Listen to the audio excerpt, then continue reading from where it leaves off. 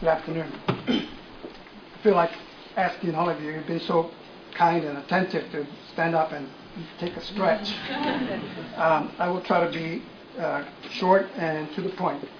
Honorable Chairman Joe Ferguson and trustee members, it is a great honor and pleasure to stand before you this afternoon to share with you some thoughts about my incredible experiences and personal perspectives on the Chicano-Latino Studies Program. My name is Juan B. Vasquez, and I am the firstborn of 16 migrant children born in Austin, Texas, and raised in the cotton fields of Texas, the cherry, blueberry, and strawberry orchards of Michigan, and the tomato fields of Ohio, Perrysburg. I have traveled once again, as I did for so many years in my youth, to the beautiful state of Michigan. However, I am glad to report to you that the circumstances this time are vastly different.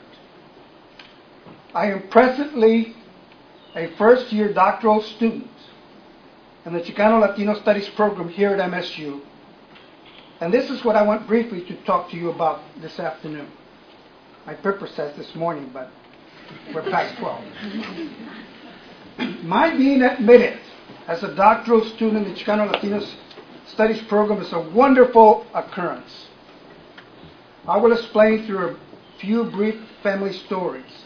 For one, a first cousin, Maria Elena Botello, out of college for 10 years, from Eaton Rapids, recently informed me, Juan, if you can come all the way from Texas to MSU to continue your studies, then I have made up my mind that I can go from Eaton Rapids to Lansing Community College to continue with mine. A nephew, Ricardo Vasquez, in his late 30s, from Grand Rapids, and a graduate of MSU HEP, which is a GED for migrant students, asked Tío Juan, that means Uncle Juan, now that you are at MSU for your doctoral studies and because I enjoy cooking and barbecuing so much, do you think it's too late to go back to MSU for the hospitality program? Back home in Austin, my younger brother, Peter, recently informed me that his son, Emilio, a junior in high school and an A student, wants to attend studies here at Michigan State University. Closer to my family, moreover, are other surprising stories. One is of my son, Juan Ramiro Vasquez, an MSU alum. Another of my 7-year-old granddaughter, Ichet. And a third of my younger brother, Santiago, former recruiter for MSU HEP. Recently, my son told me that he has begun GRE study in order to enroll in graduate school. My granddaughter, Ichet, asked Tito, that means grandfather, are you going to finish your book at Michigan State? You see, she is aware I had started writing my manuscript, chronicling my migrant and educational experiences shortly before coming to MSU. Unbeknownst to her, if I had no other encouragement, she has provided me with the inspiration to complete it here, my book. And thirdly, my brother Santiago, who was recruited out of the cherry orchards of Traverse City back in the early 1980s to attend a special migrant program at Central Michigan University, but left shortly before becoming a senior student, admitted to me, Juan, you deciding to come for your PhD in Chicano-Latino Studies at MSU has convinced me that I will enroll at CMU to complete my BA. And this leads me to my final brief story. Chicano-Latino Studies Program and Dr. Sheila Contreras. When family members and friends, both here in Michigan and back in Texas, ask me, how am I doing and how do I like my studies? I tell them unequivocally, as we say back in Texas, I am in hog heaven. And I say this because I spend at least 20 hours per week at CLS as a grad assistant. But more so because I have observed, been impressed with, and inspired by Dr. Sheila Contreras. She is, to be sure, gutsy, but also focused. She is firm, but also compassionate.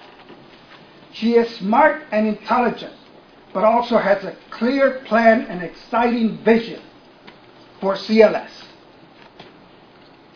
If I am doing well in my studies, and I am, if I am doing well as a grad assistant, and I am, and finally, if I continue to be an inspiration to family, friends, both here in Michigan and back home in Texas, and yes, I am reminded that I am, then it is in no small measure due to the strong support and forward-looking and inspiring leadership of Dr. Sheila Contreras.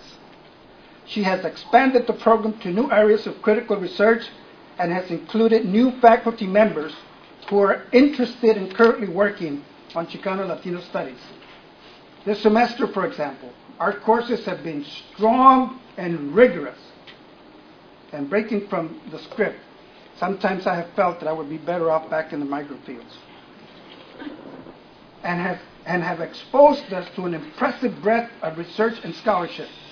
In Dr. Eric Yunke's research methods class, some of the visiting professors have been Dr. Ruben Martinez, Dr. Gwen Wittenbaum, Dr. Linda Hunt, Dr. Renee Rosenbaum, and Dr. Walleen Dotson.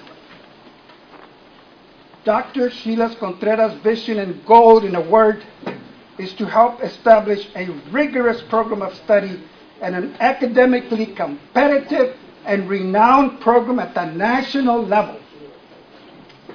As we continue to work together at Chicano-Latino Studies, we will move forward in an academically challenging and caring manner. I want to let all the students and or staff who are challenging the decision of the MSU administration to keep and support both the Chicano-Latino Studies Program and its director, Dr. Sheila Contreras, that we will continue to move forward with or without them, but that we welcome their participation and engagement in order to make greater strides forward for the benefit of all, not merely Chicano-Latino students, faculty, and staff. Thank you for the opportunity to share these experiences and perspectives with you. They are important and they are meaningful for personal reasons. However, they are also important for as yet many unseen and unheard of young and not so young, that means older, individuals throughout the states of Michigan, Texas, and beyond. Thank you very much.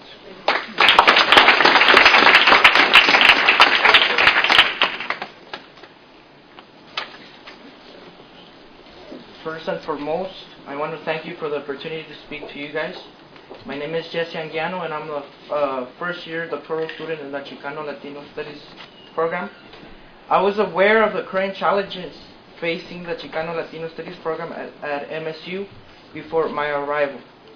And while I had other options for graduate school, I accepted the graduate student slot at MSU because of the amazing potential and promise represented in a Midwestern PhD granting Chicano-Latinos program, only the second of its kind in the nation.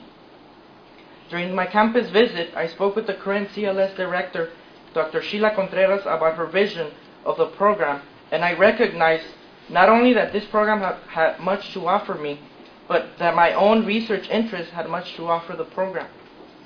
However, I'm concerned about the continuing negative climate that is keeping the program from moving forward.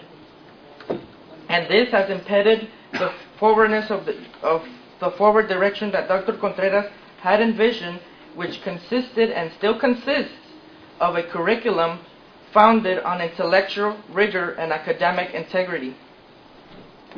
My acceptance of this program has provided me with access to faculty who are informed and supportive in my efforts to explore and contribute to rapidly evolving field of Chicano-Latino studies, particularly in the areas of gender and LGBT studies. It has also allowed me to introduce this topic as part of the discourse that has often been negated in other Chicano-Latino studies programs. In fact, this is an area of scholarship that Dr. Contreras is particularly interested in developing, as it has been sorely underdeveloped in the past. We all want a program that is nationally recognized, competitive, and respected because of its academic rigor. And I'm sure that you all recognize both the real and symbolic importance in maintaining a successful Chicano-Latino studies program. But unfortunately, the current climate is stopping this from happening. We understand that a viable and healthy academic program includes academic rigor and financial responsibility. And these goals, we believe Dr. Contreras is committed to. We must recognize that a program like CLS can benefit not only the students here on campus, but also the greater Lansing and Michigan community. With this said, we need your support, boards of trustees, to help move the program forward under its current leadership and agenda as promoted by Dean Baba, Provost Wilcox, and you, Madam President Salmon. Please understand that the voices heard as Chicano-Latino studies are diverse, even though some may be louder than others. Thank you for your time.